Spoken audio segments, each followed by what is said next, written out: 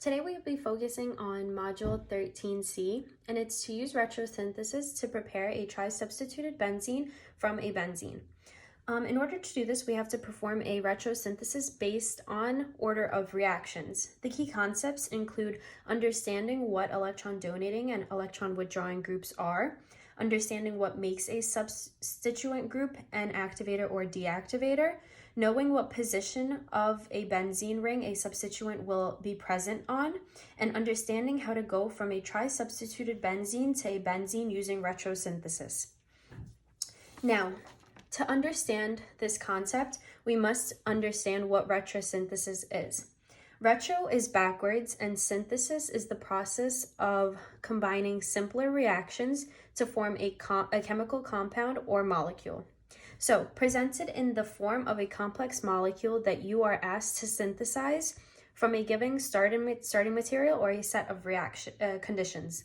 In this case, you are presented with the product, and you have to get that product from the... Now, in order to do this, we see the product, and first we have to analyze the groups on the rings and their positions. So we see that there's a methyl group present over here, we see that there's a nitro group present over here, and we see that there's an acyl group present over here on the ring. So the methyl group is an activator because it's an electron donating group, and it adds on to the benzene ring in the ortho and para positions. The nitro group and the acyl group are deactivators because they are electron withdrawing groups, and they add on to the meta positions on the benzene ring.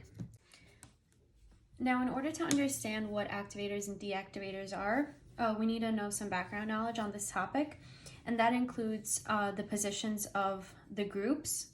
So we have ortho, meta, and para, and these are prefixes used to indicate the positions of non-hydrogen substituents on a benzene derivative. So we have it over here, and the positions are determined by the substituents. So the R group over here, let's say, is a substituent, and then a 1,2 is considered an ortho, a 1,3 position is considered a meta position, and a 1,4 is considered a para position. So now looking at an electron donating group, like this methoxy group over here connected to a benzene ring, the electron donating group, it's an electron donating group because it has lone pairs on the atom that's connected directly to the benzene ring, which is the oxygen over here. It's able to donate its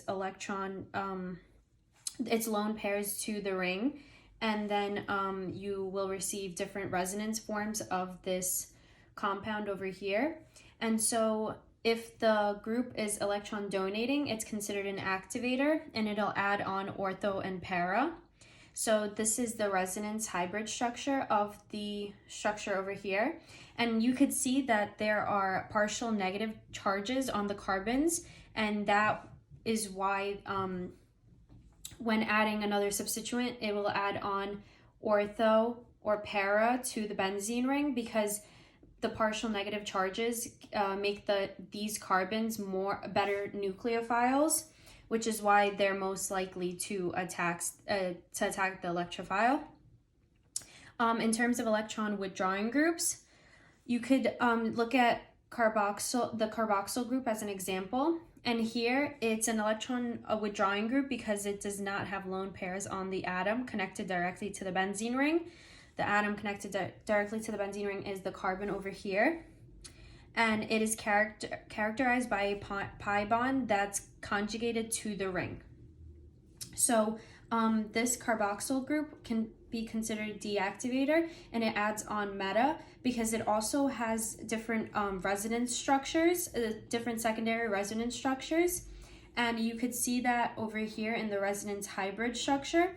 You could see that there are partial positive charges but no partial negative charges, and also neutral charges on the meta positions. So although there are no partial negative charges on the benzene ring, the neutral charges present on the meta positions are actually better nucleophiles than the partially positive carbons on the ortho and para positions, because these neutral carbons are more electron rich, which makes them better nucleophiles. Now, there is an exception with halogens such as bromine, iodine and chlorine and so on. And they're actually electron withdrawing groups, but they add on ortho para because the resonance form of it overpowers the induction effect that it brings, which is technically it withdrawing electron density from the ring. So now that we understand all of that, we could look at our product, and the first question we should ask ourselves is, what is the immediate precursor to this molecule? And in order to understand what the immediate precursor to this molecule is, we have to understand what these groups mean. So this methyl group is an activator because it is electron donating, and the nitro group over here is an electron withdrawing group, and it is a deactivator, and it is in the ortho position in relation to the methyl group. The acyl group is also a deactivator because it is electron withdrawing, and it is in the para position to the methyl group. And in terms of the acyl group and the nitro group is meta to the acyl group. Now that we know that, we have to think of what the Friedel-Crafts acylation can do. And in terms of that, it will not add on to the benzene ring if there is an electron withdrawing group present. So we know that the precursor to this has to include the acyl group and not the nitro group.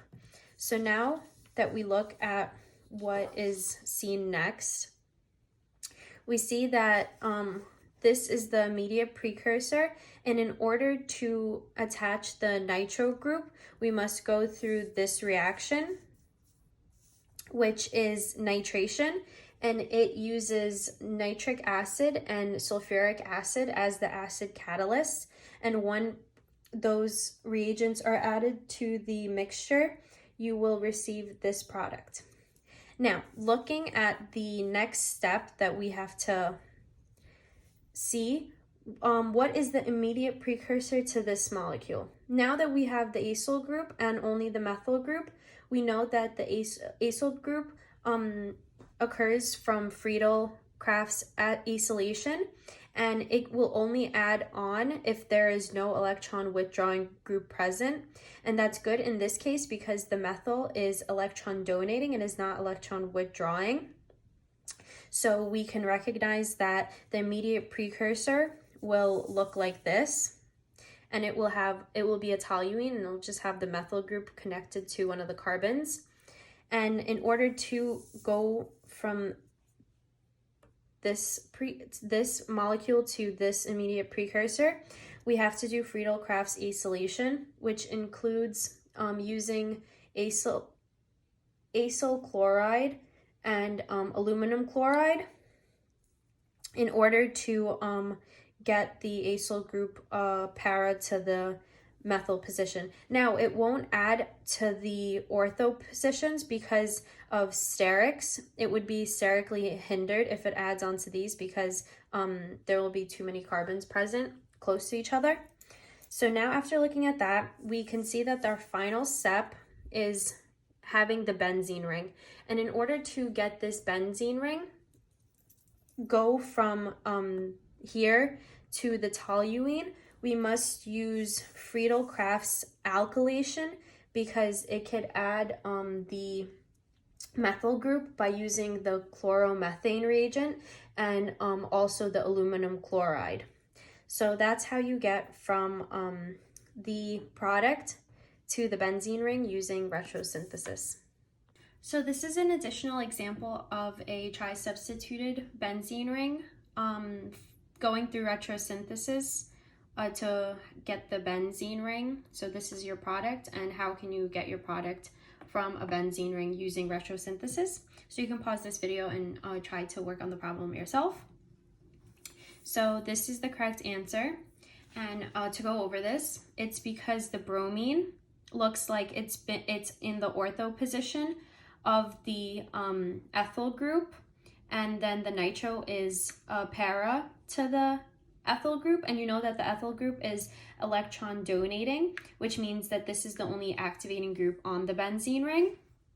So from there, once the bromine was added on last, you have a nitro group and an ethyl group again. So now you see that the nitro group is still para the ethyl group, which means that it was added on after the ethyl group had already been present on the benzene ring. So that goes through nitration to be added on to the benzene ring, and you could see that it was added on para and not ortho because of sterics.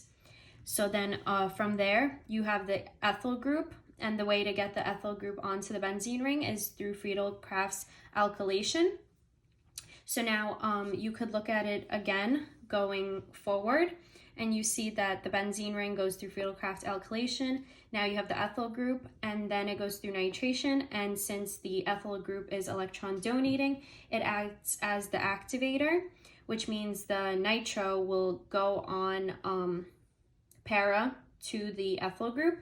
Then after that, bromination occurs, and the bromine will be added on either ortho or para, but since there is a group on the para, it will add on ortho, and it could either be added on here or here.